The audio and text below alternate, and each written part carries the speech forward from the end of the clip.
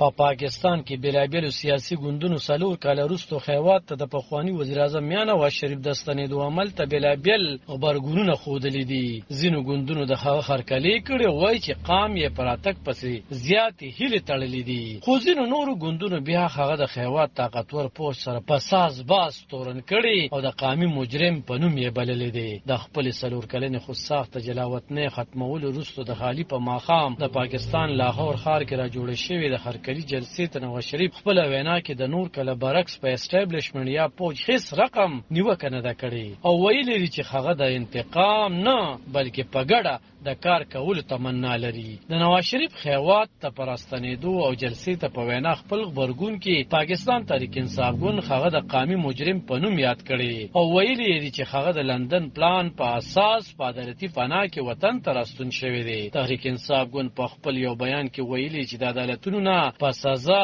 د رسول شوی مجرم تقریر د حرکاتو مجموعه وه چې هیڅ معنی نه لرله او زیاته کړې ده چې قام د دې قامي مجرم نه د تیر وتلسو میاشتو حساب غواړي. د تحریک انصاف بیان کې غوښتنه شوې ده چې د انتخاباتو په مخال ویشت زر تر زر اعلان او ولس ته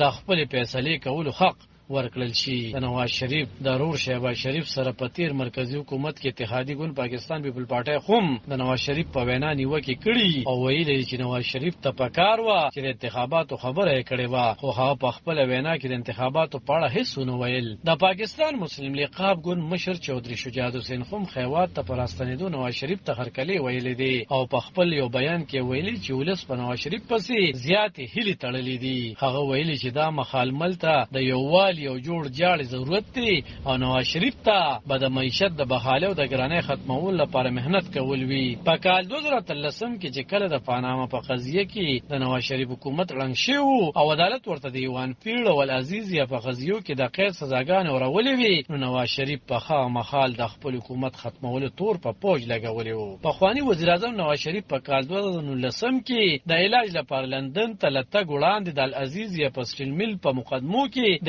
اغتصاب عدالت لاخوا هغه تورول شوی د 20 کلونو د بند سزا تیروله. علب خان شیرپو دلبر نیوز 400 په پاکستان